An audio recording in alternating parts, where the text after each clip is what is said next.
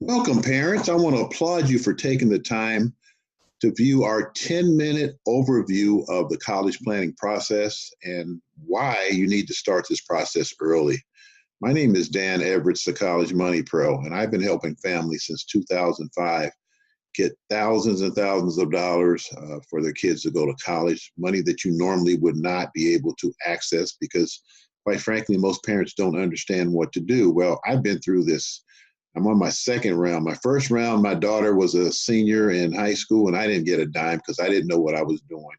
Just so happens after she started undergrad, I met a CPA in Southern California that took me under his wing and taught me the college planning business.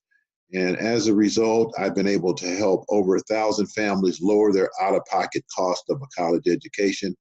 Not only is this my job, but this is also my passion because helping families is a different thing. I used to be in the mortgage business for many years, and this is totally different. This is something that you really get involved with when you start working with a lot of families. And the kids in our program are actually part of our program. And when I say part of it, they're like my kids. They really are. So this is something that, most families are not prepared financially, but not more importantly, prepared emotionally.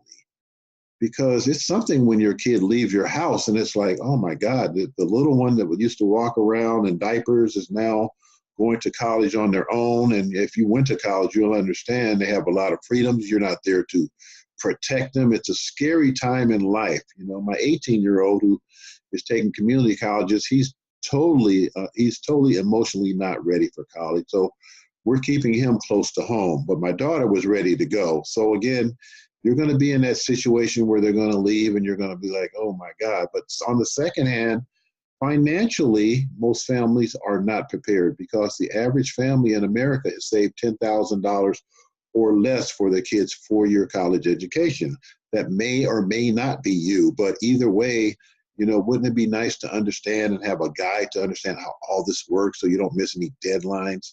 This is an awesome industry that I'm involved with. And again, I do it because I really want to help families. These are assumptions in financial aid. And when I say financial aid, there's billions of dollars of free money out there. And it's not just for low-income families.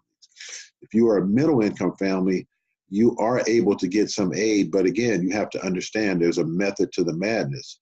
Now, these are some of the assumptions. We make too much money. I hear that quite a bit. I just wrote a book, 20 Stupid Mistakes Parents Make When Applying for College Funding.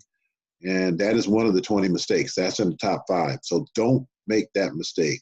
Our child's grades are too low. You know what? Child's grades being low is not good. The higher the GPA, test scores, community service, the better. Our home is worth too much. We will qualify for aid due to our debt load. The government doesn't care how much you have in debt. It is what it is based on your expected family contribution. Getting financial aid is easy. My student will get more aid if independent. That is true.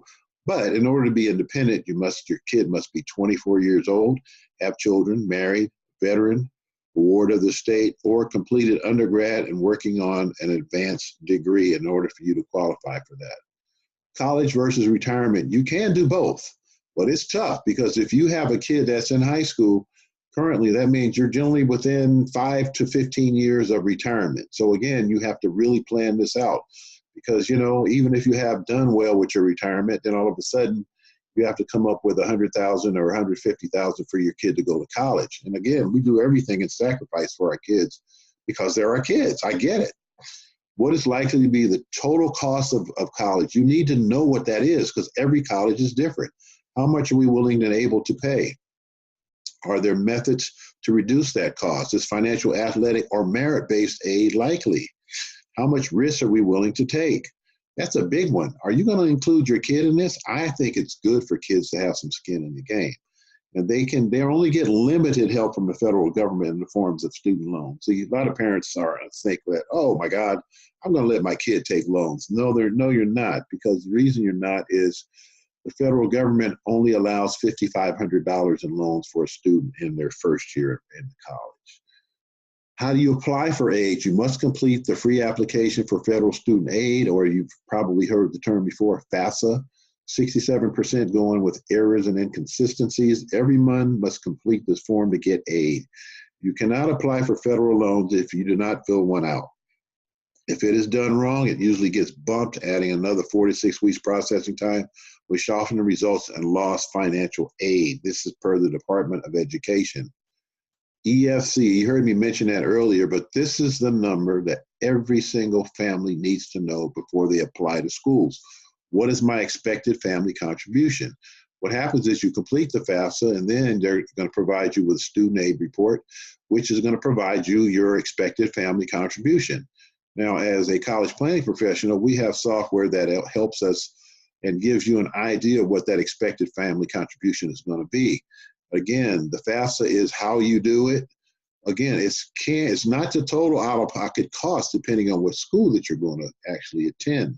That's why I tell you it's so important to choose the correct school. Again, which school gives you the best shot at getting money? They're not the same. Some historically will provide more help than others. Don't be fooled by public versus private.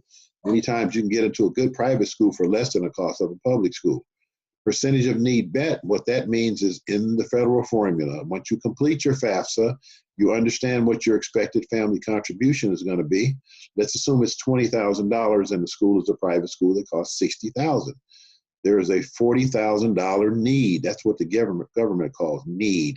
I call it a gap of $40,000. Now, majority of schools in the country will only cover 50 to 60%. So let's assume they cover 50% of 40,000.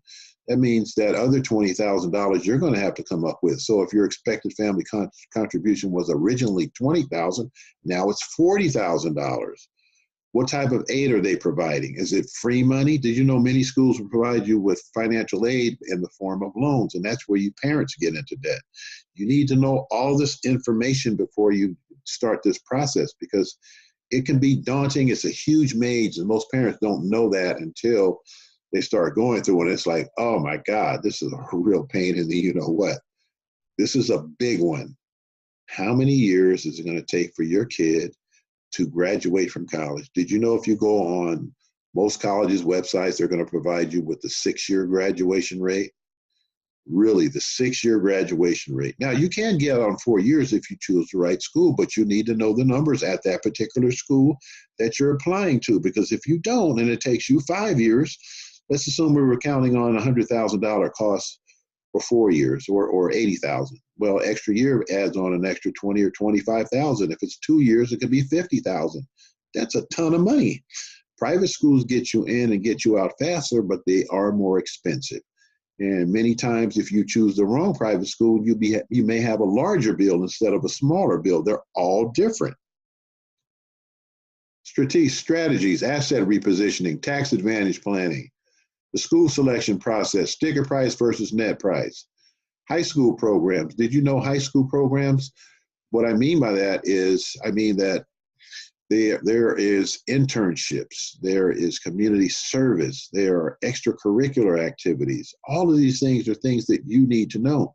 Get back to asset reposition. In certain cases, it may help you if you do that, but only if it helps you. There are a lot of people out there with no integrity that will tell you this just in order to actually make a commission, and that you got to be very careful about that. Community college is great, but many community colleges are built to keep your kid there 3 years. So you got to watch and get the numbers from that particular school. Now let's take a look at sticker price versus net price. Again, two different things. Ohio State is the cheapest sticker price, but you go to your right by net price, Ohio State is number 4 based upon those other 3 schools. Every school is different. So again, just letting your kid take control and applying at schools blindly without you understanding the process, I'll tell you, there's nothing worse than your kid gets into their dream school and you find out you can't afford it. That's a conversation that I'm sure you're not looking forward to, and I know I'm not as a parent, because I still have my 18-year-old at home. Now, what we do is we do an assessment with you families. And again, you need to take a look at your own situation. It's totally free, but we're going to take a look and see, if what's cash, stocks, mutual funds, bonds. If you have any of these count against you in the financial aid formula. Sometimes you can legally reposition them out of the financial aid formula. It just depends. If you have equity in your home, own a rental property or a second home, insufficient or no plan to cover college costs for all your children, No idea what your child wants to do for a living, no idea which major to select, no idea regarding job prospects if you have a chosen major, little or no desire to tackle this process on your own, then what you need to do is you need to sign up for a free 30-minute assessment that we're going to do with your family. And if you live in the San Francisco, Oakland Bay area, we will do an assessment at our office in San Ramon. If you do not, we will do a Zoom.us meeting, which is an online similar go-to meeting where you're looking at me, I'm looking at you. We're going to be able to share information. You're going to be able to ask questions. We're going to calculate your expected family contribution. And we're going to determine a few strategies to see if we can help your family lower the cost. Many times you can, and you have no idea how. So what I want you to do is write this down, or there may be a link by the time you take a look at this, but it's calendly.com/College Money Pro. Again, calendly.com/College Money Pro.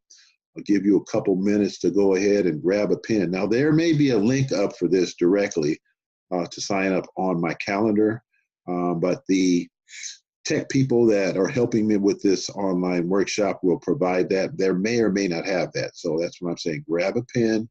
It's calendly.com/College Money Pro. That will take you there. You'll be able to book, take a look at your schedule, take a look at my schedule, and we'll go ahead and sit down. And we will either sit down face-to-face or we'll sit down face-to-face on the computer, either way. So I want to, again, applaud you for taking the time to take a look at this process, because I'll tell you, if you don't understand it, you're going to be a little overwhelmed, and as I was when I first got into this. But again, I want to thank you very much for attending our workshop, and we will see you on the one-on-one. Thanks a lot, and have a great day.